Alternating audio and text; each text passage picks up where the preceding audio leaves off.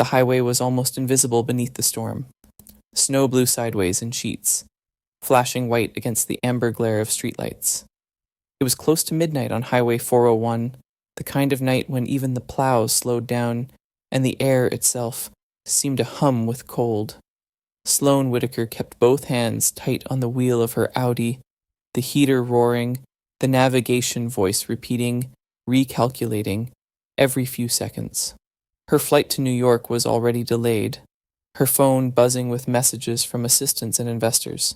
The windshield wipers dragged against frozen glass. Then, without warning, the car jolted. One hard thump, followed by a heavy pull to the right. The dashboard lit up. Tire pressure fault. She pulled onto the shoulder, tires crunching through slush. Wind tore at her coat as she stepped out, heels sinking into snow. The back tire was shredded, the rim bent, the kind of damage that wouldn't be fixed with a quick roadside kit. She cursed softly under her breath and reached for her phone. No signal. For a moment, the only sound was the low moan of wind over the guardrail and the hiss of passing trucks. Then a pair of headlights slowed behind her, cutting through the snow haze. A pickup pulled over, engine idling. The driver climbed out tall, shoulders broad beneath a work jacket dusted white. His gloves were thick, his face half hidden beneath a toque, but his voice carried clear and calm. "Everything all right, ma'am?" "I'm fine," she said quickly. "I've already called roadside." He glanced at her phone, the screen blank. "They won't find you out here tonight." He walked toward the damaged tire, crouched, and ran a gloved hand along the rim. "You hit a frozen chunk, bent the lip clean." She hesitated. "I can wait. Really?" He didn't argue, just went to his truck, came back with a jack and a compact tool set. He moved with practiced rhythm, silent, efficient. The metal groaned as he lifted the car, snow swirling around them. Sloane stood a few feet away, the cold biting through her stockings, her breath clouding in the dark. "Be careful," she said. "That's an aluminum rim. Don't scratch it." He looked up, and even through the storm, she saw a flicker of humor cross his face. "Ma'am," he said evenly, "I fix cars, not egos." She blinked, startled by the tone. People usually apologized when she raised her voice. But this man, he didn't flinch. "What did you say?" she asked. "You heard me." For a second, the wind paused, and only the hum of the highway filled the space between them. Then he went back to work, tightening the spare, his movement steady. He finished within minutes, testing the bolts, lowering the car gently. When he stood, snow clung to his jacket and eyelashes. "You're good to go." She reached into her wallet, pulled out a crisp bill, and held it out. "For your time?" He looked at it but didn't take it. "Keep it." "Don't be ridiculous," she said. "I pay for good work." He shook his head, voice lower now, almost lost beneath the wind. "You don't pay for kindness, ma'am. You show it." Something in his tone, quiet, sure, cut through the cold, sharper than the wind itself. She lowered the bill, unsure what to say. "Then why stop?" she asked finally. He shrugged. "Because someone had to." He turned toward his truck. The taillights flared red through the curtain of snow. She called out, "Wait, what's your name?" He paused with his hand on the door. "Marcus Reed." "Well, Marcus, thank you." He half smiled, the kind that didn't quite reach his eyes. "You mean you're welcome?" Then he climbed in. The engine roared, and the truck pulled away, disappearing into the storm. Sloane stood alone on the shoulder, the snow already covering the tracks he'd left behind. She climbed back into the Audi, heater blasting against the chill that had settled in her chest. The wipers scraped again, slow and rhythmic, as she merged back onto the highway. Her fingers tapped the steering wheel, trying to shake off the strange mix of irritation and unease. She told herself he'd been rude, that she didn't owe him a second thought. But the line kept echoing in her mind. "You don't pay for kindness. You show it." By the time she reached Pearson's long-term parking, the storm had worsened. Flights were canceled. The terminal lights gleamed, sterile and endless. She sat for a while in the car, engine off, watching snow drift across the windshield. On the passenger seat, She noticed a small business card he'd left wedged by the dash. Harbor East Skills Co-op. The font was plain, the edges smudged with grease. On the back, a single handwritten line. Community repair. Walk-ins welcome. She turned it over between her fingers, the paper soft from wear. Outside, the snow thickened, swallowing the runway lights one by one. Somewhere out there, that man was driving back through the same storm, probably helping someone else who'd broken down. He hadn't asked for thanks, hadn't wanted her money. He'd just done the thing that needed doing. Sloane placed the card in her purse and started the car again, the heater whispering back to life. She told herself it meant nothing, that in the morning she'd forget his face, his words, the faint trace of oil he'd left on her door handle. But as the wipers swept another arc across the glass, she knew she wouldn't. Kindness, once seen, had a way of staying. And if you've ever crossed paths with someone like that, quiet, ordinary, and brave, maybe remember to pass it forward. Because stories like this don't end with the storm. They begin with the next small act of decency. Morning cut through the storm like glass. The skyline of Harbor City glittered under a thin frost, towers catching the pale sun and throwing it back in shards of silver. Sloane Whitaker stepped from her driver's car into the lobby of Whitaker Nexus, the doors sliding open with a soft hiss that sounded too clean, too rehearsed. The storm felt a world away now. The smell of salt and exhaust had been replaced by espresso and ozone. She walked through the polished atrium, heels tapping on marble, her reflection following in the glass walls. Every surface shimmered, transparent, reflective, untouchable. In the top-floor boardroom, a semicircle of executives waited. The room was all glass. Walls, table, even the pen holders. Beyond it stretched the frozen skyline. Cranes paused, midair over half-finished condos. Sloane straightened her jacket and began, voice smooth, practiced. At Whitaker Nexus, inclusion isn't a slogan, it's our foundation. Our growth depends on diversity of thought, perspective, and background. We're proud to be a leader in equitable innovation. Slides glowed on the wall behind her. Smiling faces, charts, upward arrows. Her words came easily. She'd written them herself, rehearsed them a dozen times. Applause wasn't expected here. Only nods, murmurs of approval, the ritual agreement of people who understood the dance. She gestured to the screen, the rhythm steady. With the new Harbor Initiative, we'll bring tech training to underrepresented communities. We're closing the gap. Across the table, Andre Lewis, one of the youngest engineers in the room, shifted slightly. He was in his late 20s, sharp suit, quiet demeanor, the kind of person who thought before speaking. When he raised his hand, the motion was tentative but firm. "May I ask something, Miss Whitaker?" Sloane smiled a corporate smile, polite, controlled. "Of course, Andre." He glanced around, as if seeking permission from the room before continuing. "The new initiative? It focuses on partnerships with universities, but most Black or immigrant students who want to enter this field come from community colleges or apprenticeship programs. Are we planning to include those pathways?" The air tightened, just enough to notice. Someone coughed softly. Sloane kept her expression neutral. "That's an excellent point," she said. "For now, we're targeting the highest impact academic institutions. Once the pilot succeeds, we'll expand." He nodded, but there was disappointment behind his eyes. "Understood. It's just that impact doesn't always start where prestige does." The sentence hung there, fragile but heavy. Around the table, no one met his gaze. Sloane turned back to the slides, her smile not faltering, but hardening at the edges. "We'll certainly keep that in mind. Let's move on to Q4 projections." Andre lowered his hand. The meeting rolled forward, percentages, growth lines, forecasts. Outside, sunlight poured over the towers, making the glass blaze white. From her position at the head of the table, Sloane could see everyone's faces reflected faintly in the glass wall behind them.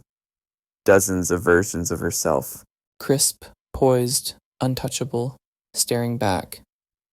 She felt suddenly the faintest echo of last night's highway.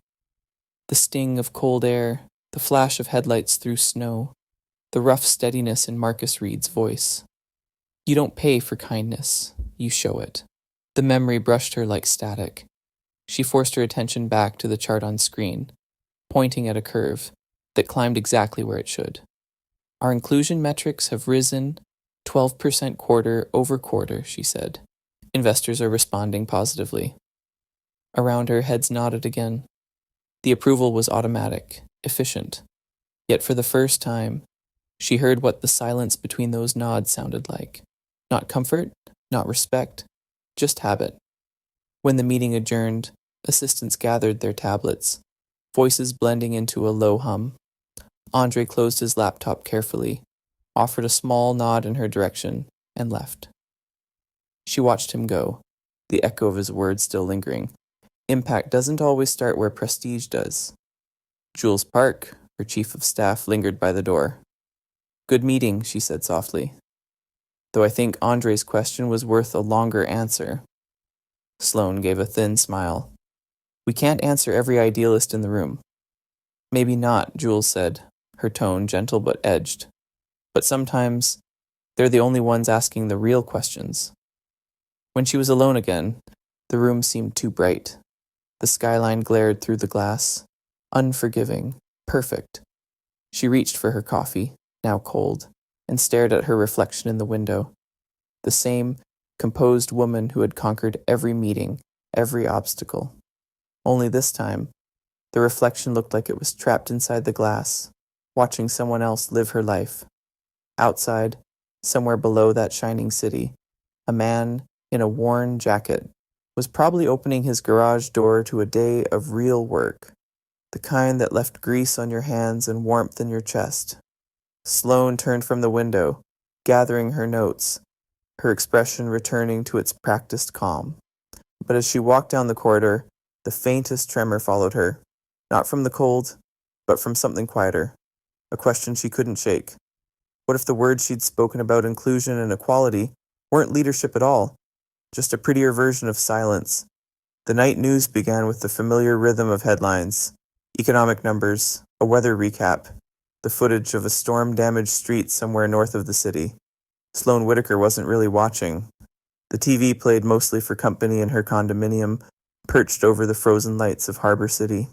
She had a glass of white wine beside her laptop, the screen filled with charts that looked just like the ones she'd presented that morning. Then, the anchor's tone shifted. An apartment fire on Harbor East Avenue tonight could have turned deadly if not for the actions of a local mechanic. Authorities say the man rushed into the building before firefighters arrived, rescuing an elderly woman trapped inside. Sloane glanced up. The screen cut to grainy cell phone footage, flames licking out from a second-floor window, snow swirling through orange smoke. And there he was, the man from the highway, Marcus Reed, coat-soaked, face streaked with soot, leading a shivering woman down a flight of stairs. Even in chaos, his expression stayed steady, calm. He handed her to the paramedics, then waved off the reporter's microphone with a quiet shake of his head. No comment, he said, before turning back toward the burning building as if it still had something left to save. Sloane froze, glass halfway to her lips. The news anchor's voice rolled on. Reed declined reward, saying only that, quote, anyone would have done the same. Fire officials credit his quick response with preventing further injuries. The footage replayed, his gloved hands gripping the old woman's shoulders, the faint reflection of firelight in his eyes. She set the glass down. The echo of his words from the night before returned, uninvited. You don't pay for kindness, you show it. Now the phrase sounded different, not defiant, but honest. And it unsettled her more than it should have. For years, she'd built an armor out of professionalism, precision, control, every gesture measured, every smile rehearsed. But watching Marcus walk away from that camera, unbothered by recognition, untouched by performance, something inside her twisted. It wasn't admiration, not yet. It was irritation, sharp and unfamiliar, aimed squarely at herself. She turned off the TV, but his image lingered on the dark screen, a faint ghost against her own reflection. For the first time in years, Sloane Whitaker felt embarrassed, and she couldn't even name why. 2 days later, she found herself driving east, the skyline shrinking behind her. The GPS voice guided her through an industrial maze of warehouses and repair shops, the kind of neighborhood she'd only seen from car windows. The snow had melted into gray slush, and the air smelled faintly of diesel and salt. A hand-painted sign appeared ahead. Harbor East Skills Co-op. The letters were uneven, the paint chipped. She parked beside a row of rusted pickup trucks and hesitated before stepping out. The garage doors were open. Inside, the space was alive. Music playing softly from an old radio. Bursts of laughter from a cluster of teenagers bent over an engine. The air was thick with heat, oil, and metal, the kind of warmth that came from constant work. Marcus was at the center of it all, sleeves rolled up, explaining something to a boy barely 16. When he noticed her standing at the doorway, he didn't smile, didn't frown, just acknowledged her with a brief nod. "Ms. Whitaker," he said, wiping his hands on a rag. "Didn't think I'd see you again." "I saw the news," she said, stepping closer. "You saved that woman." He shrugged. "She just needed help. I wanted to thank you properly." "You already did." His tone wasn't cold, just matter of fact. Around them the kids returned to work, pretending not to watch. Sloane glanced around the garage, old tool benches, cracked windows, walls lined with car parts. In another world, she might have called it messy. Here, it looked alive. "You run this place?" "Me and a few others. Community shop. Kids come after school, learn a trade, stay out of trouble. It's impressive," she said honestly. "You could use better equipment, though. Maybe a small grant, sponsorship." He looked up from the toolbox. "You mean money?" "Yes. Our company funds local initiatives. I could help you apply." He studied her for a moment, then said quietly, "Money's easy. Showing up's harder." The sentence hit her like a gear catching mid-turn. "I'm not afraid of showing up." "Good, Feutz," he said, the faintest hint of amusement in his eyes. "Then come back on Saturday. We start early." She blinked. "Saturday?" "Bring work clothes." He turned back to the car, checking the brake line. "Or don't. Your call."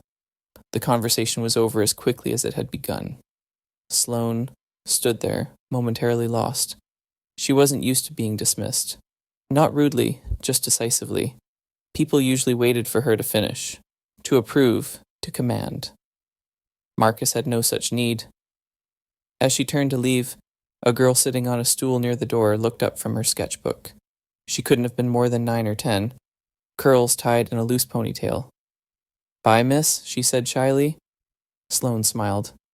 "You must be helping your dad." The girl nodded, pencil still moving. On the page, she was drawing the garage. Tools, cars, the open doors, with sunlight pouring in.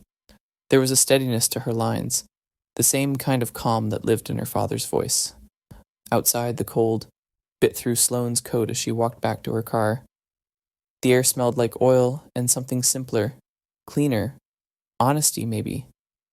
She started the engine, the heater humming softly, and glanced once more at the building through the windshield. From a distance, it looked small, just another workshop in a forgotten corner of the city. But inside, she'd seen something that felt larger than any boardroom she'd ever stood in. Purpose without presentation. Work that meant something. She thought of his challenge. Saturday, bring work clothes. It wasn't an order. It was an invitation. A test, maybe. Sloane exhaled, watching her breath fog the glass. Then she reached for her calendar on the dashboard screen, hesitated for only a second, and blocked out her Saturday morning. As she drove away, the snow began again, thin, lazy flakes drifting over the street. The radio murmured softly about market updates, but she barely heard it. Her mind was still in that warm, noisy garage, among the clatter of tools and the sound of someone fixing what others had left behind. She didn't know why she'd said yes, or why she couldn't stop thinking about the quiet man who'd refused her money. But deep down, something in her already knew. This wasn't the end of a favor repaid. It was the beginning of a reckoning. Stade arrived, grey and windless, the kind of morning that looked half frozen before the sun even rose. The industrial streets of Harbour East were quiet, just the echo of gulls and the far hum of traffic off the 401. Sloane Whitaker parked her car in front of the garage, the tires crunching on salt-streaked pavement. She'd traded her usual heels for sneakers, her blazer for a borrowed flannel jacket. The outfit felt strange, too loose, too human. Inside, the Harbour East Skills Co-op was already awake. The garage door stood half open, letting in the pale light of dawn. Someone had started a pot of coffee on a camping stove. Music drifted from a radio balanced on a toolbox. A slow, scratchy Motown song. Marcus was bent over the hood of an old Civic, sleeves rolled up, his voice low as he explained something to two teenagers. When he saw her in the doorway, he didn't smile, but the corner of his mouth twitched slightly, like acknowledgement. "You showed up." "I said I would," she replied. "Most people say a lot of things." He tossed her a pair of gloves. "Let's see what you can do." The gloves smelled faintly of oil and soap.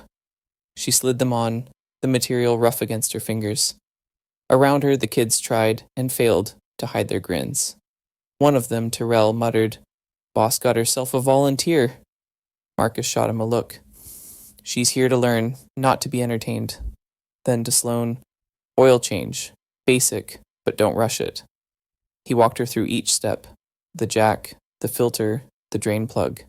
She followed carefully, more nervous than she wanted to admit. The first twist of the wrench was stiff. She used too much force, and the socket slipped, clanking against the frame. A few snickers rose behind her. "Not bad," Marcus said evenly. "Next time, less muscle, more patience." "I'm not exactly built for this," she said through gritted teeth. "No one's born built for it. You just keep showing up until you are." She managed a small laugh, the tension easing. Together they slid the oil pan out, drained the blackened liquid, replaced the filter. By the time she tightened the last bolt, her hands were smudged with grease, and there was a streak across her cheek she didn't notice. Tyrell handed her a rag. "You missed a spot, ma'am." Sloane wiped her face, caught his teasing grin, and for the first time that morning, smiled back. "Don't call me ma'am. It makes me feel ancient." "Then what do we call you?" "Just Sloane." The boy raised an eyebrow. "That's weird. Adults don't do first names here." "Maybe it's time to start," she said, surprising herself with how natural it felt. Hours passed, in a rhythm she hadn't known she'd missed. Hands moving, tools clinking, small victories marked not by applause, but by the hum of an engine restarting. The smell of oil no longer felt unpleasant. It felt alive, like proof of something fixed. Around noon, the door creaked open, and a woman in a long coat stepped in, shaking snow from her scarf. Her hair was silver, her eyes sharp. Marcus looked up and smiled, a rare ease softening his features. "Nora, haven't seen you in a bit." The woman nodded toward the students. "Busy as ever, I see. Keeping them out of trouble?" Trying to, she noticed Sloane, who straightened instinctively. "And who's this?" "Sloane Whitaker," Marcus said before Sloane could answer. "New volunteer." "Ah." Nora's gaze was assessing but kind. "You don't look like most folks who wander down here." "I'm learning," Sloane replied. "Good place to start." Nora looked around the shop, sighing. "Though I don't know how long any of this will last." Marcus's expression shifted. "What do you mean?" "The city's been pushing new zoning for months. Waterfront, redevelopment, innovation key, whatever name they're calling it this time. These blocks are on the list. Light industrial zones will get rezoned for mixed use. Condos, cafes, maybe a tech hub," Terrell groaned. "So they're going to kick us out?" "Not yet," Nora said. "But they'll come with inspections, fines, small cuts that make it impossible to stay. You know how it goes." Marcus leaned against the workbench, arms crossed. "We've heard it before." "This time's different, Marcus. I saw the proposal draft myself. It's already halfway through committee." He nodded slowly, unbothered on the surface. "We'll manage." Sloane watched him, the calm in his voice, both admirable and infuriating. You're not worried? He glanced at her. We've been one rent hike away from closing for years. You stop fearing the storm after you've stood through enough of them. Nora gave him a look that was half admiration, half sadness. You always were too stubborn for your own good. Stubborn keeps the lights on. She laughed softly, then turned to Sloane. Don't let him fool you. He's built this place out of nothing, but the city doesn't care about places like this. It only sees what can be sold. When she left, the garage felt quieter. The kids worked in near silence for a while, the weight of the conversation settling like dust. Sloane wiped her hands, watching Marcus tighten a bolt with deliberate precision. She's right, you know. They could shut this down. He didn't look up. Maybe, but until they do, there's work to finish. The simplicity of it struck her. No speeches, no outrage, just steady defiance, the kind that came from surviving too many disappointments to waste breath on fear. Later, as the day wound down, Marcus handed her a cup of coffee in a paper mug. Not bad for a first day, he said. I nearly dropped your filter wrench, she said. Almost isn't failure. He paused, studying her for a beat. You'll come back? She hesitated, then nodded. Yeah, I will. Good. Saturday's a habit. Once you start, it sticks. Outside, the snow had stopped. The air smelled faintly of metal and coffee, the streets washed pale by dusk. Sloane stepped into the cold and looked back through the open garage door. The light inside was golden, soft, spilling across the floor like warmth, trying to escape into the night. She realized then that for the first time in a long while, she'd spent an entire day without checking her phone, without thinking about stock prices or press releases. Just hands, work, and the quiet satisfaction of seeing something fixed. Maybe, she thought, this world didn't shine like glass towers, but it glowed in its own way, and maybe that glow, imperfect and human, was the kind of light she'd been missing all along. The ballroom glittered like a snow globe, light caught in crystal chandeliers, dresses sweeping across marble floors, champagne shimmering in tall glasses. It was the annual Harbor City Winter Gala, the night where charity and ambition met under the same roof. The banners read, Innovation Key, building the future of our waterfront. Sloane Whitaker stood at the podium, her words cutting through the low murmur of applause. Every syllable was polished to perfection, her tone smooth, confident, impossible to question. At Whitaker Nexus, she said, we believe progress is not just about technology, but about people, about connecting communities, empowering talent, and shaping a city where everyone has a place. Cameras flashed like lightning. Investors smiled, glasses clinked. The speech flowed from her effortlessly, an echo of boardroom rehearsals and marketing departments. When she finished, the audience rose in polite applause.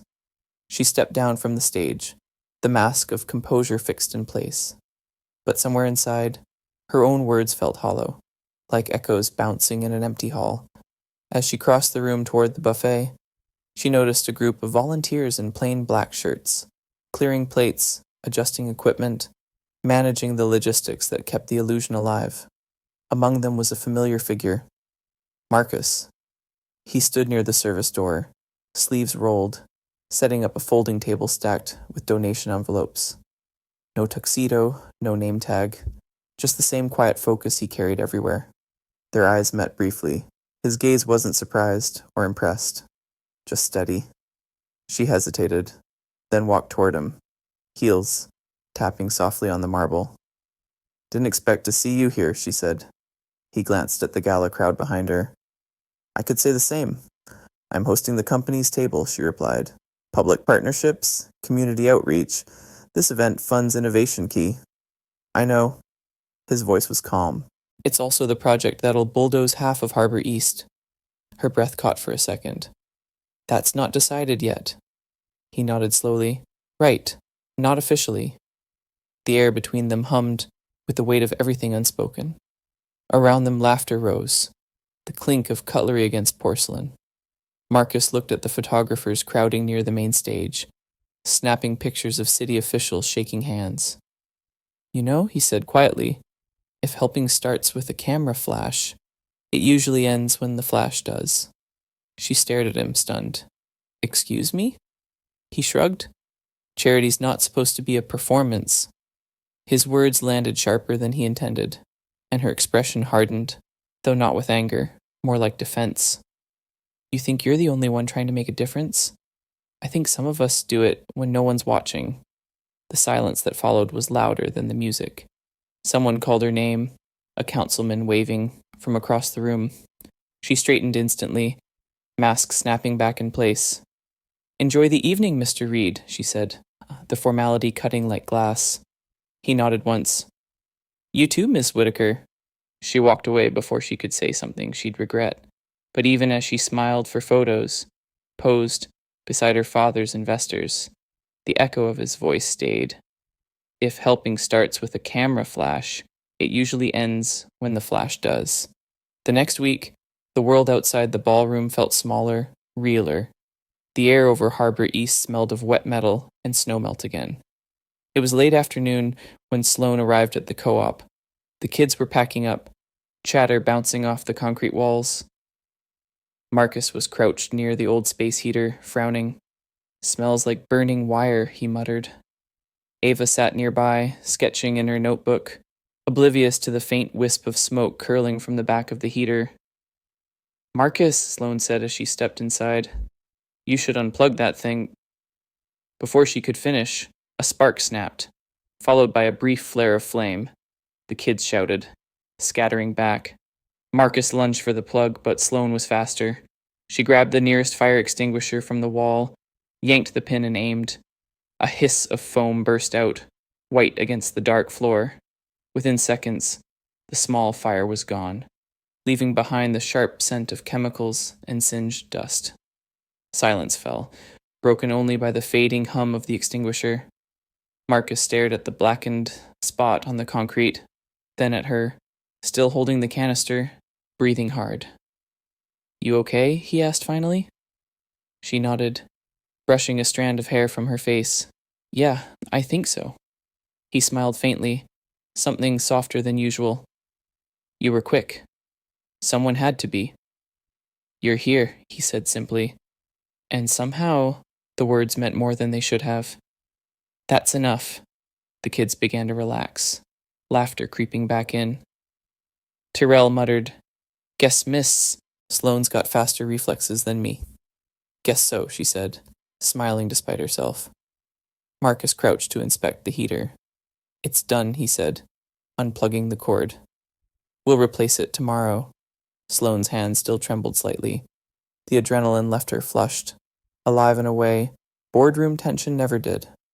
Ava had moved closer, clutching her sketchbook. She looked up at Sloane, eyes wide. You were brave, the girl said. I just reacted. That's what brave people say, Ava replied solemnly. Then she tore a page from her book, folded it carefully, and held it out. Sloane hesitated, then took it. On the paper was a crayon drawing. Marcus, the garage, the kids, and her holding the fire extinguisher, bright red, under a speech bubble that read, Thank you for helping Dad. Her throat tightened. Ava, this is beautiful. The girl shrugged. It's true. Marcus turned at the sound, watching the two of them. For a long second, the usual guardedness in his face disappeared, replaced by something warmer, almost wonder. When Sloane looked up, their eyes met. The air between them shifted, quiet, human, unspoken. Keep that, he said softly. You earned it. She folded the drawing carefully, tucking it into her bag. Maybe I'll frame it. He chuckled. Don't make it another award. Just remember the day. The heater lay silent, blackened, but harmless now. Outside, snow began to fall again, tiny flakes drifting through the open garage door.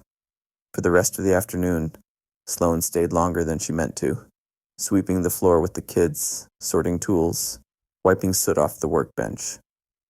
No one told her what to do.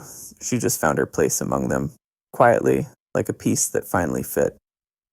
As dusk settled, Marcus walked her to her car. The streetlights flickered on, halos glowing through the snowfall. Thanks for today, he said. Could have gone worse. I should thank you for not saying I panicked. You didn't. You acted. He looked at her for a moment, thoughtful. Most people freeze when things burn. Maybe I was just tired of watching fires from behind glass. He smiled, the smallest one yet. Guess we both needed that reminder. She got into her car, the drawing still tucked safely in her coat pocket. As she pulled away, she glanced at the garage in her rearview mirror. The door still open, the lights spilling into the snow, kids' laughter echoing faintly through the cold. In another life, that moment might have ended there. But something told her it wouldn't, because sometimes change doesn't start with grand speeches or perfect plans. Sometimes it begins with a single spark, and the courage to reach for the extinguisher instead of turning away. The hum of the office had changed. It used to sound like progress. Keyboards clicking in sync, elevator chimes, the low murmur of meetings behind glass. Now it sounded like restraint, like people holding their breath. 2 days after the fire at the garage, Sloane returned to Whitaker Nexus. The marble floors gleamed as always, but everything felt colder. She could see her reflection stretched across the walls, that same polished version of herself she'd spent years perfecting. Yet something in the mirror looked off, as if the woman staring back no longer recognized the role. On her desk lay an envelope, unsealed, plain. Inside, a 2-line note in neat handwriting. I'm grateful for the opportunities, but I can't keep pretending silence equals progress. Andre Lewis. She read it twice, then a third time. It wasn't dramatic. It wasn't even angry. It was worse than that. It was honest. Jules appeared in the doorway, a coffee in one hand, her voice softer than usual. You saw it. Sloane held up the note. When did he send this? This morning. Cleared out his desk before anyone got in. Sloane sighed, sitting back. He'll be fine. He's talented. Jules set the coffee down gently. That's not the point. Then what is the point? That people don't quit jobs, Sloane. Jules's gaze held steady. They quit the silence around them. The words stung. Sloane looked toward the window, where the skyline shimmered behind faint condensation. Her father's company logo, Whitaker Developments, was emblazoned across one of the new towers downtown, a legacy that loomed, literally, over everything. Have you read the new city proposal? Jules asked quietly. Which one? The rezoning for Innovation Key. It lists Whitaker Developments as the primary backer. Sloane turned sharply. That's impossible. We're the tech partner, not the developer. Jules hesitated. Maybe you should look again. She slid a folder across the desk, pages clipped neatly. Sloane flipped it open. The words blurred for a moment, then focused. Principal Development Partner, Whitaker, Developments Leonard. Her pulse slowed. She scanned the fine print. Ownership transfers, municipal tax credits, projected demolitions. There, buried in the appendix, was a map. The red zone marked Harbor East Industrial Corridor. The co-op was right in the middle. For a long moment, she didn't move. The room was silent except for the faint buzz of the overhead lights. Her father hadn't told her, not once. Jules broke the quiet. You didn't know, did you? No, Sloane said. The word came out small, flat. He's been working this through the development board for months. Everyone assumed you were in the loop. I wasn't. Then you have a decision to make. Sloane closed the folder carefully, as if the act itself might slow her heartbeat. When Jules left, she sat alone for a long while, staring at the city beyond the glass. Down there, in the pale winter haze, was a man teaching kids to use their hands to build something real, and up here, she was part of the machine ready to tear it down. Her phone buzzed. A message from her father. Dinner tonight. Investors from Ottawa confirmed. Wear something classic. She didn't reply. That night the restaurant glittered with the kind of wealth that never had to apologize for itself. Graham Whitaker arrived late, as always, shaking hands, commanding attention. When he sat across from her, he didn't notice the tension in her shoulders, or chose not to. I assume you've read the rezoning documents, he said, almost casually, between bites of steak. Big opportunity. The city's starving for revitalization. You mean demolition? He smiled faintly. Progress requires sacrifice. Harbor East is a rusted memory. Time to make it useful. Useful to whom? To everyone eventually. Developers first, then tenants, then the city. And the people already there? They'll adapt, she looked down at her plate. Appetite gone. You didn't tell me your company was the lead investor. I didn't think I needed to. He waved a hand dismissively. It's all under the same umbrella, sweetheart. Tech, real estate, innovation. Different limbs, same body. Different values. He paused, finally meeting her eyes. Careful, Sloane. Idealism doesn't suit you. You know how hard I work to build what you stand on. I do. That's why it hurts to see you tear down someone else's foundation to keep it. His expression hardened. Don't make this personal. It is personal, he leaned back, voice lowering. You can't save every garage and playground this city forgot. You want influence. Stay inside the room where decisions are made. Even if it means staying silent? He didn't answer. He didn't need to. The silence between them was thick enough to fill every corner of the restaurant. The day of the city council hearing dawned, sharp and bright, the sky a brittle blue that promised snow by nightfall. Sloane arrived early, her ID badge clipped to her coat. The council chamber buzzed with reporters, residents, lobbyists. At the back of the room, Marcus and several of the co-op kids sat together. Terrell, Maya, even little Ava, bundled in her oversized scarf. Nora Patel stood at the podium, flipping through her notes. When it was her turn, Nora spoke calmly, but with quiet fire. Harbor East isn't just an industrial zone, she said. It's a place where young people learn the dignity of work. If you erase that, you don't just change a map, you erase a future. A few council members nodded. Most stared at their tablets. Then a voice came from the seating area, hesitant but clear. Tyrell. The teenager stepped up to the microphone, clutching a folded sheet of paper. My name's Tyrell Grant. I used to skip class and hang out by the train tracks. Then I met Mr. Reed.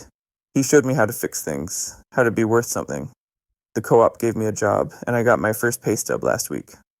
He lifted the paper slightly, hands trembling. If you take that place away, some of us won't find another one. The room went still. Reporters leaned forward. Even the mayor looked up. Sloane felt something shift inside her, like a hinge unlocking. Her father sat 2 rows ahead, flanked by his executives. She could see the back of his head, his posture composed, confident, untouchable. Nora stepped back from the podium, her time up.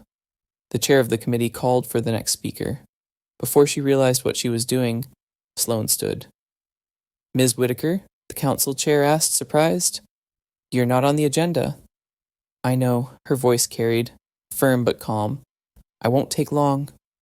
All eyes turned, cameras lifted. Her father twisted in his seat, his jaw tightening. I'm Sloane Whitaker, COO of Whitaker Nexus, she began. Our company is proud to partner with Innovation Key, but I've recently reviewed the development plan, and I believe it needs to change. A ripple of whispers spread across the room. She continued. I've seen what places like Harbor East mean to this city. They're not relics, they're roots. You can't build a future by burning the ground beneath it. Her father's stare was cold, unreadable. I urge the council to reconsider the zoning proposal, she said, and explore a community amendment that protects existing trades programs like Harbor East Skills Co-op. The chair blinked, unsure. Ms. Whitaker, are you speaking on behalf of your company? She paused, heart pounding. No, I'm speaking for myself. Flashbulbs exploded. The sound was deafening. For a moment, time held its breath. Marcus turned slightly, catching her eye from across the chamber. There was no triumph in his face, only quiet respect. Graham Whitaker rose from his seat, motioning to an aide, whispering something through gritted teeth. Reporters surged forward, firing questions. Are you contradicting your father's firm? Is this a conflict of interest? Sloane didn't answer.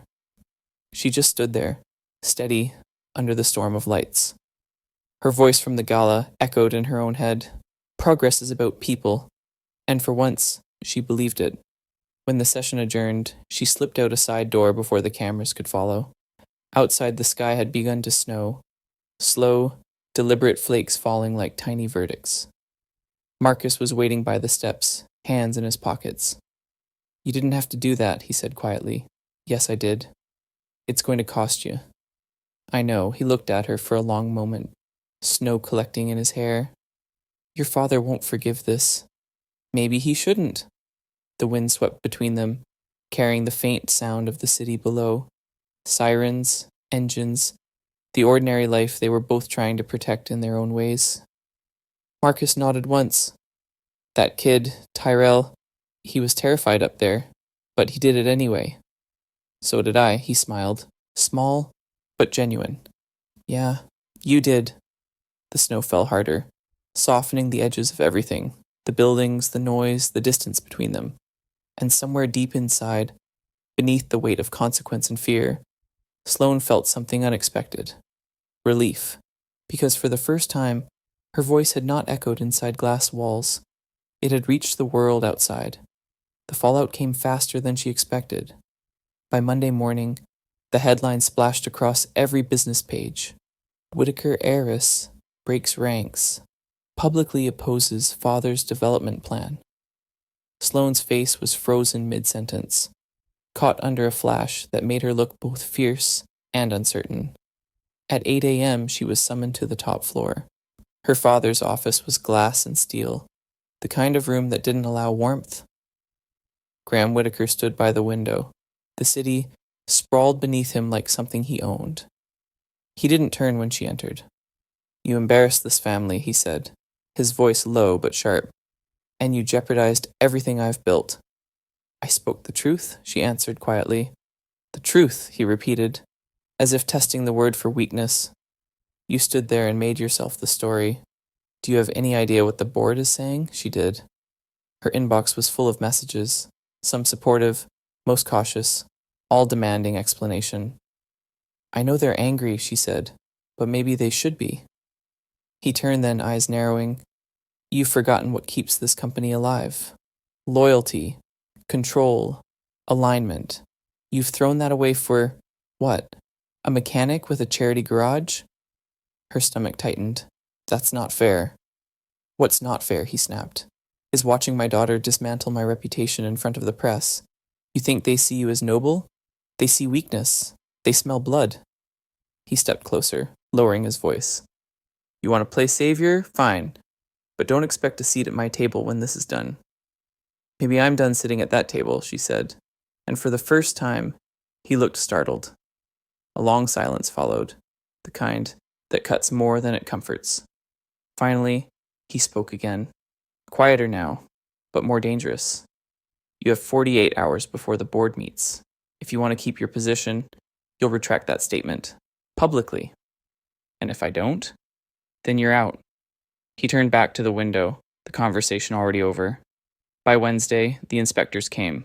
3 of them, city-issue jackets, clipboards, the kind of politeness that always hid intent. Marcus met them at the gate of Harbor East Skills Co-op. Sloane was there too, having arrived unannounced. The inspectors fanned out, measuring, photographing, jotting notes.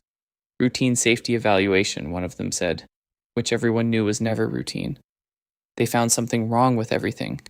The ventilation too close to a heater, the storage racks unapproved, the waste bin not coded correctly. They took pictures, wrote citations, and handed Marcus a yellow notice stamped "Compliance Required." After they left, Sloane followed him back into the garage. The kids were quiet, uneasy. "This isn't coincidence," she said. "I know," he replied, wiping his hands with a rag. "My father's pulling strings. I can fix it." He froze. "Don't." "Marcus, they're going to fine you. Maybe shut you down. I can make a call." He looked at her, calm but steady, the kind of calm that came from surviving worse storms. "If you fix this with your name, I lose mine." "It's not about pride." "It's exactly about pride," he said softly. "It's about standing on your own feet. The minute I let you or anyone buy that from me, this place stops belonging to us." She wanted to argue, to tell him that this was bigger than principle, that it was about saving something worth fighting for. But his gaze stopped her. It wasn't anger. It was conviction, the kind that couldn't be negotiated. "Let me help differently," she said after a long pause.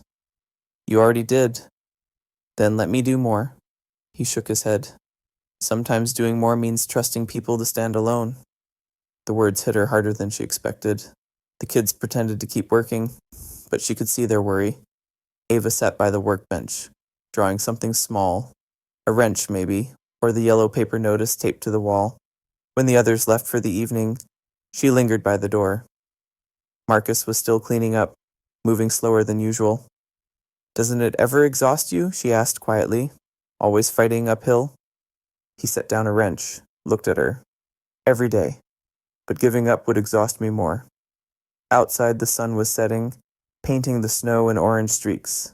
The city skyline glowed faintly in the distance. The same towers her father owned, now looking less like progress and more like shadow. She walked closer, the smell of oil and cold air filling the silence. "I didn't mean to make things harder for you." "You didn't," he said. "You just reminded people we exist. That's enough. Even if it brings trouble, trouble's a constant. Attention, that's new." For a moment, they both smiled. Then the quiet settled again, thick with everything they couldn't say. She wanted to reach for him, to offer something tangible, a bridge, but didn't. The distance between them wasn't hostility. It was respect, heavy and fragile. When she finally turned to go, he called out after her. "Sloane." She stopped. "You did the right thing," he said. "Don't let anyone convince you otherwise." She nodded. Words caught in her throat. "And you?" He smiled faintly. "I'll keep the lights on. Somehow." She left him there in the fading light, the hum of the city bleeding into the wind. By the time she reached her car, the first flakes of snow were falling again. They landed on the windshield and melted instantly, leaving small, fleeting traces, tiny reminders of how fragile courage could look, and how heavy its cost truly was. The Whitaker estate sat on the north ridge of the city, an old stone mansion surrounded by frost-bitten pines. The driveway curved upward like a scar through the snow, leading to the house that had always looked more like a monument than a home. Sloane hadn't been there in months. The iron gates opened automatically as her car approached, but she still felt the weight of them, like entering a memory she'd outgrown. Inside, the foyer was as she remembered. Polished floors, portraits of long-dead Whitakers, watching from gold frames, firelight reflecting in surfaces that never allowed imperfection. The house smelled faintly of cedar and money. Her father was waiting in the study. Graham Whitaker stood beside the fireplace, a glass of bourbon in hand. The flames painted his face in amber and shadow. He didn't look surprised to see her. "I was wondering how long it would take you," he said. "After all, rebellions are easier to start than to live with." Sloane took off her gloves, placed them on the table beside her, and met his gaze. "I'm not here to fight, Dad." He raised an eyebrow. "No? Then what are you here for? Absolution." "I'm here because I can't keep pretending we want the same things." Graham sighed, turning slightly toward the fire. "You used to understand what this family stands for. Legacy, discipline, strength. I built all this for you, Sloane." She stepped closer. "You built it for control? You just dressed it in nicer words?" The glass in his hand tightened. "You sound like your mother." Maybe I should have listened to her more. He set the drink down with deliberate calm. "You think you can save that garage? That patch of rust and oil, and somehow call it justice? You're being naive. It's not about the building," her voice steadied. "It's about what it stands for. Real work, real people. You used to believe in that once." His laugh was short, humorless. "I believed in results. I still do. And you just jeopardized all of them."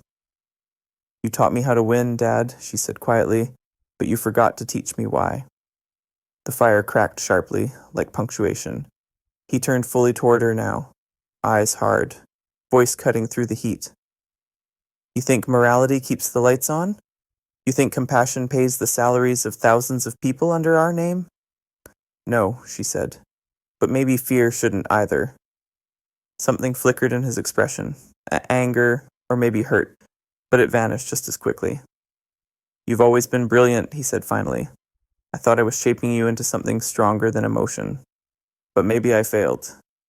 Maybe you did, she said. Or maybe you succeeded too well. Because now I see exactly how your strength works, and what it costs. He stepped in, forward, his shadow crossing hers. Be careful with that tone. You're still under my name, under my company, under my roof. She didn't move. For now. He stared at her for a long moment, then said, almost softly, if you walk out of here, Sloane, if you turn your back on this family, you lose everything. The company, the inheritance, the protection, all of it. She looked around the room. The mahogany shelves lined with awards, the perfectly centered family crest above the mantel, the ghost of her younger self still sitting by the piano, reciting speeches she didn't believe in. Then maybe, she said, everything I lose was never mine to begin with. The words landed between them like a fault line opening. Graham's face tightened, but he didn't speak. The only sound was the steady crackle of the fire. She picked up her gloves and turned toward the door. His voice followed her, quieter than before, but no less sharp. You'll regret this. The world doesn't forgive people who forget where they come from. Sloane paused in the doorway, her hand resting on the frame. I remember exactly where I come from, she said. That's why I can't stay. Outside, the night was white with snow. She walked down the steps slowly, each breath visible in the cold. The house behind her glowed like a fortress, grand, powerful, and utterly hollow. Her car waited at the edge of the drive, engine humming. When she slid into the seat, her hands trembled, not from fear, but release. She glanced once in the rearview mirror. Her father's silhouette stood framed in the study window, unmoving, surrounded by everything he owned and nothing he could hold. The gates opened again as she approached, and for the first time in her life, the sound of them closing behind her didn't feel like loss. It felt like freedom.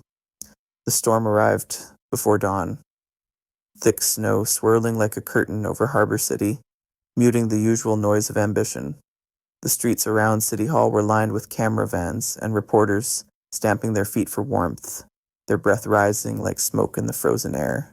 By 10 o'clock, the steps of the building were a patchwork of boot prints and cables. The podium waited, lonely and sharp against the white. A red banner behind it still bore the city's slogan, Innovation Key, Tomorrow Starts Here. When Sloane Whitaker stepped out from the marble archway, the murmurs broke like a wave. Flashes erupted immediately, reflecting off her black wool coat and the thin veil of snow that clung to her hair. She didn't flinch. Her father's executives had warned her not to come. The board had voted to suspend her title pending review. But Sloane had made her choice. She stopped at the microphone, adjusted her gloves once, and spoke clearly, her voice cutting through the wind. Good morning. I know you've heard a great deal about Innovation Key. You've heard about progress, investment, and opportunity. What you haven't heard enough about is accountability. Reporters leaned in, pens poised. The snow began to gather on the edges of the podium. Whitaker Nexus will be withdrawing from the Innovation Key partnership effective immediately, she continued, until the city revisits its plan and ensures that no community is erased in the name of growth. We will not be part of it. Gasps rippled through the crowd. The noise of shutters multiplied, frantic and bright. This decision, she said, steady now, is not made lightly. My company has benefited from this city, but we also have a responsibility to protect what gives it character and strength, its people.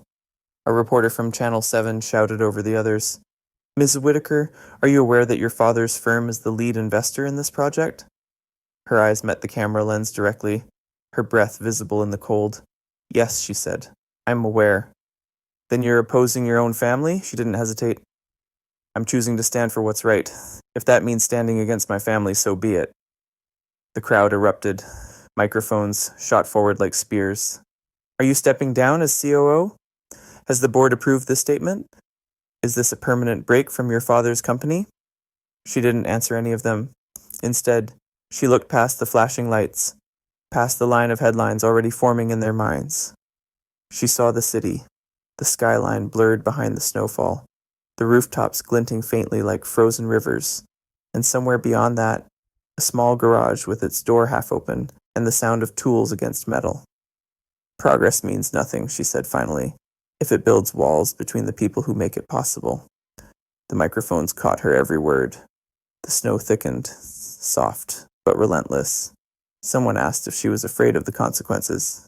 She almost smiled. I've lived behind glass walls long enough, she said. It's colder in there than it is out here.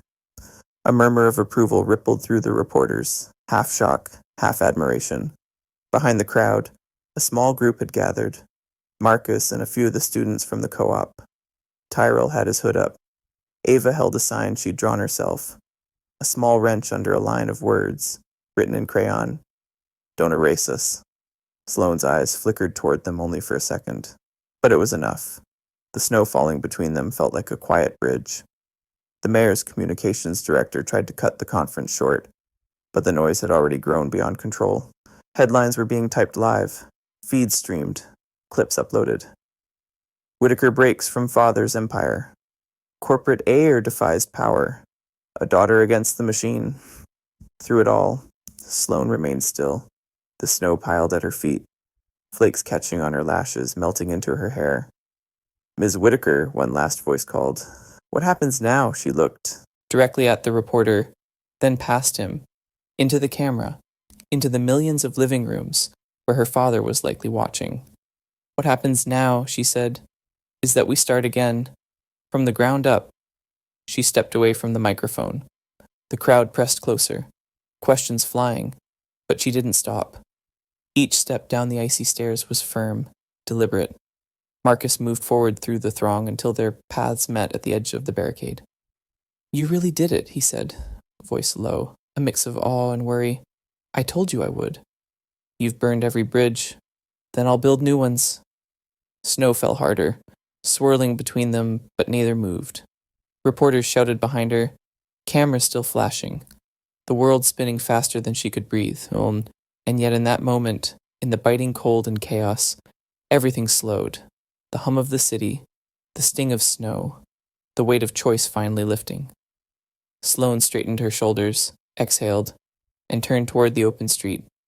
Behind her, the microphones still buzzed, hungry for another quote. But she was done speaking for the cameras.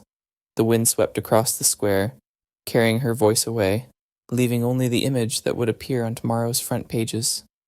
A woman standing alone in falling snow, head high, coat dark against the white, choosing conviction over comfort, and, for the first time, owning her name. Snow still lined the edges of Harbor East a week later, crusted and gray now, pushed against the curbs by city plows. But inside the co-op, the cold was chased away by noise, steady, rhythmic, alive. For once, it wasn't the sound of tension or fear. It was work. The garage buzzed with motion, drills whirring, hammers tapping, the radio humming a scratchy tune between bursts of laughter. The air smelled like paint, sawdust, and coffee. Marcus moved through the chaos with sleeves rolled up, shouting instructions over the din. Check the outlets before mounting the new heaters. Tyrell, watch your fingers this time. Jules, can you mark the wiring route on the wall? On it, Jules called back, her hair tucked into a beanie, face smudged with dust. She looked more like an engineer than an assistant now. Near the back, Sloane stood on a small ladder, paint roller in hand, brushing a fresh coat of white across the concrete wall. Her shoulders ached, but she didn't mind. The streak of color brightened the room in ways fluorescent lights couldn't. Andre, the young engineer who had once quit in frustration, stood beside her with a clipboard. You missed a spot, he teased. Then grab a brush, she said, not looking down. He laughed and dipped a roller into the tray. Never thought I'd be volunteering at a mechanic's shop after leaving the glass tower. Neither did I, Sloane admitted, smiling faintly. But maybe this is what fixing things really means. He glanced around. You know, it's ironic. We used to design systems for efficiency, but this, he gestured at the crowd working together. This feels like it actually works. Across the room, Marcus inspected the new safety railing the kids had welded into place. He tugged at one of the joints, nodded approvingly, then called out, "Good weld, Malik. You've got an eye for precision." Malik grinned wide. "I learned from the best." Marcus chuckled. "Flattery's free, but it won't get you out of cleaning later." The afternoon light filtered through the dusty windows, painting long amber lines across the garage floor. There was something sacred about the noise, messy, human, hopeful. Sloane stepped down from the ladder, rubbing her hands together for warmth. Marcus met her halfway, offering a thermos.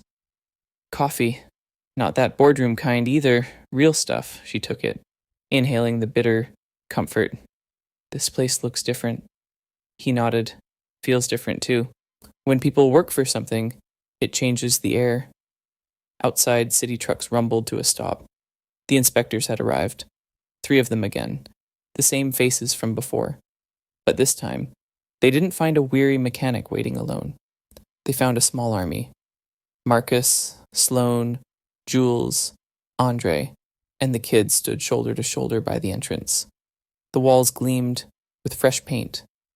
The vents were up to code, the new extinguishers neatly mounted. Every violation from the last inspection had been fixed. By hand, by heart. The lead inspector walked through slowly, clipboard in hand. He tested switches, examined wiring, tapped the new safety railing. Finally, he turned to Marcus. "Everything looks in order." "So we're cleared?" Marcus asked. The man nodded, signing the last page. "You're cleared." The garage erupted in cheers. Terrell whooped loud enough to echo off the metal roof. Ava jumped into her father's arms. Sloane laughed, and a sound that startled even her, bright and unguarded. Marcus caught her gaze through the noise, and for once the distance between them didn't feel like a wall. It felt like space earned. Outside, the mayor's press secretary gave a short statement to the gathered media. Following review, the city council has voted to postpone the Innovation Key redevelopment for reassessment. In collaboration with local partners, we're launching a new initiative, the Community Apprenticeship Program, to support technical education across the city. The announcement carried across every news outlet by evening, but inside the co-op they celebrated without cameras. No flashbulbs, no speeches, just pizza boxes stacked on tool benches, mugs of cheap coffee, and laughter filling every corner. Andre raised his slice in a toast, to second chances, and to stubborn mechanics who refused to quit. Marcus clinked his cup of coffee against the air. "To everyone who showed up," Jules grinned. "And to the woman who decided progress could look like this." She nodded, toward Sloane. Sloane shook her head, smiling. "To the people who reminded me what progress actually means." A cheer went up. As the night deepened, the laughter softened into quiet conversation. Marcus walked to the open door, looking out over the street. The snow had started again, gentle now, catching the glow of the streetlights. Sloane joined him, pulling her coat tighter. "I didn't think it would end like this," she said. "It hasn't ended," he replied. "It's just finally starting right." She watched the snow drift down onto the newly painted sign above the door. Harbor East Skills Co-op. Beneath it, someone, probably Ava, had painted in small, careful letters, "We fix what others leave behind." Sloane smiled. "You should keep that." "Oh, I plan to," Marcus said. "Reminds me that even broken things deserve the chance to work again." She nodded slowly. "Maybe people do too." For a moment, they stood there in the doorway, the warmth of the garage at their backs, the cold world ahead of them, and somewhere in between, the hum of a place rebuilt not by wealth, but by will. When the lights dimmed later that night, Marcus locked the door, the sign gleaming faintly in the snow. And for the first time since the storm on the highway, everything felt repaired. Not perfect, not finished, but real. The sun sagged low over Harbor East, spilling its last gold over the rooftops of the industrial district. The snow that had blanketed the city for weeks had begun to soften, melting into shallow mirrors that caught the light like fragments of glass. From the open door of the Harbor East Skills Co-op, warm air drifted out, carrying the scent of oil, dust, and fresh paint. Inside, the day's work had ended, but no one seemed eager to leave. The place glowed with that quiet exhaustion that comes only after something truly worth doing. The tools were lined up neatly. The new safety railing gleamed, and the floor, once cluttered and cracked, was clean enough to reflect the fading sky. Marcus stood by the open doorway, wiping his hands on a rag darkened with the day's effort. He looked older in the amber light, not tired, but grounded, like someone who had made peace with what he'd built. Outside, the air still carried a trace of winter, crisp and honest. Sloane leaned against the workbench a few feet away, her coat draped over one arm. The paint on her sleeves had dried into faint white specks, and her hair was loose, catching the dim light. She wasn't smiling exactly, but the calm on her face said more than words could. For a long time, neither of them spoke. The silence wasn't heavy, it was full. Finally, Marcus broke it. "Never thought I'd see this place shine again," he said quietly. "When they came with those inspection notices, I figured we'd had our last week." "You underestimated your own stubbornness," she said. He smirked. "And yours." That drew a soft laugh from her, the kind that settled somewhere deep, a small spark in the fading cold. Outside, the street lamps began to hum to life, one by one. The snowbanks glowed pale under their light. Sloane looked toward the sign above the garage door, Harbor East Skills Co-op, its letters catching the dusk. "I used to think fixing things meant making them look perfect again," she said. "Now I think it just means keeping them alive." Marcus nodded slowly. "Perfection's just another way of saying finished. I like alive better." She turned to him, her voice softer. "You ever think about what comes next?" He shrugged. "Tomorrow, I've got a busted alternator waiting on Bay 3, and a class of kids who think they can weld without gloves." She smiled. "You know what I mean." He looked at her for a long moment. "I stopped planning too far ahead after my wife passed. Life got smaller, simpler. Fix what's in front of you. That's enough." There was no pity in her eyes, only understanding. "Maybe that's the point," she said. "Fix what's in front of you, even when it's not yours to fix." He gave a small nod. "Seems like you're pretty good at that now." She chuckled softly. "Took me long enough." Behind them, the faint shuffle of small footsteps echoed. Ava emerged from the back room, clutching a new drawing against her chest. The little girl's cheeks were pink from the lingering chill, her curls springing loose around her face. "Daddy, look," she said, holding it up. The paper was a blend of crayon colors, blue for the sky, gold for the sunset, white for the snow. Across the top, in careful, uneven letters, she'd written, "We fix what others leave behind." And beneath it, in smaller print, a translation, "Chung toi suanhung, ginngoi hachbolai."